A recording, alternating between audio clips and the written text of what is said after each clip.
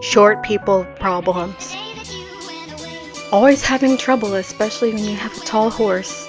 And because he's 16'1" and I'm 4'11", putting his bridle on can be a challenge. But I gave him some time to try to get him to put his head down willingly. And then later on, I just hold on to his nose a little bit, just to let him know that he has to accept the bit. I'm not trying to force him in any way, but this is how I'm riding him right now. And the next time I ride, I'm going to be trying a bitless bridle.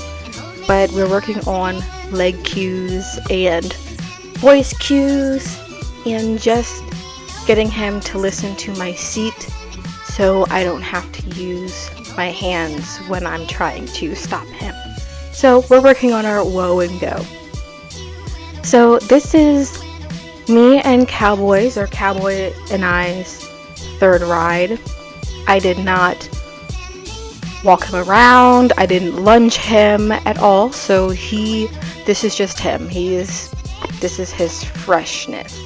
So I spent about maybe 5 to 7 minutes walking him around in the arena, and just to get him to look at things, because this is his second time being in the indoor arena at our new barn, and this is the second time that we have ridden in this indoor arena and at our new barn. So we are working on becoming dressage riders, and I need to get a dressage saddle or like a different saddle just so it can fit Kowboy better and so it can fit me better, but most importantly Kowboy. So I just walked him around a little bit, and we worked on our walk to halt transitions, and we also worked on our trot to walk transitions. So I was making sure that I had his attention, so we did circles as well added on to this. And coming up shortly in a second, you can see us trotting. We did a little bit more trot work this time, just so I can get used to him and he can get used to me on our cues. I tried to sit as straight as possible, but my body kept wanting to tip over. I am going to go over that in another video one day about like exercises that you can do to sit up straight in the saddle. But me and Kowboy are just focusing on the dressage basics since we're going to focus on dressage more. And he fractured his sesamoid bone back in 2020, so he is only cleared to do very, very, very light jumping, nothing high.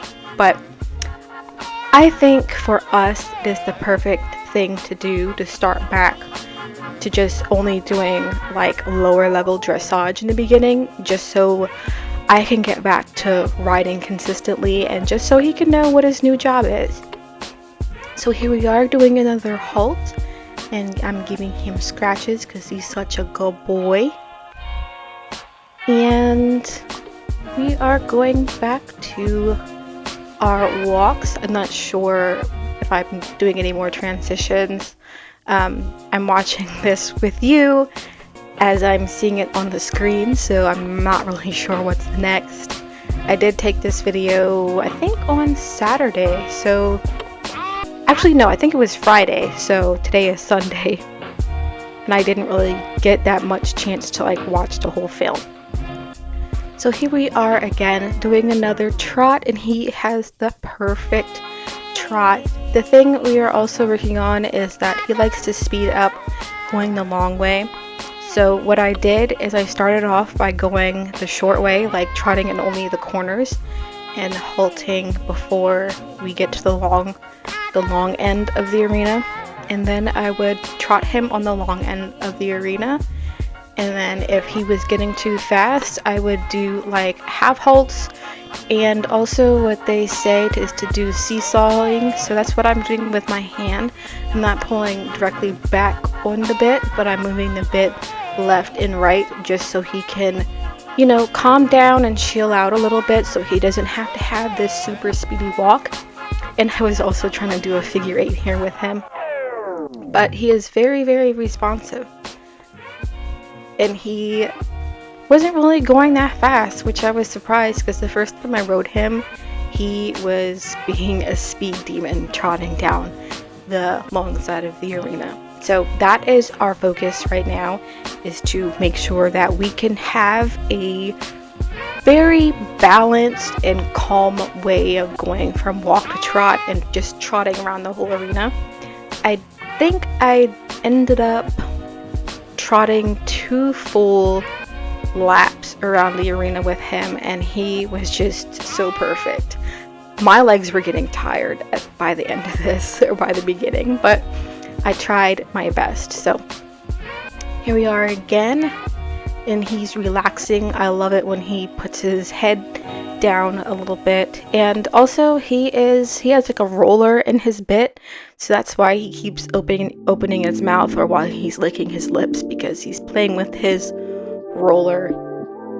So he's not in pain at all, but my little martingale, my running martingale, was kind of pulling a certain way, and I had to get off and fix it. I didn't end up getting back on, but that caused us some problems. I'm going to try to actually ride without a martingale and see how he does with his head carriage, because he actually is very comfortable when he does like a long and low.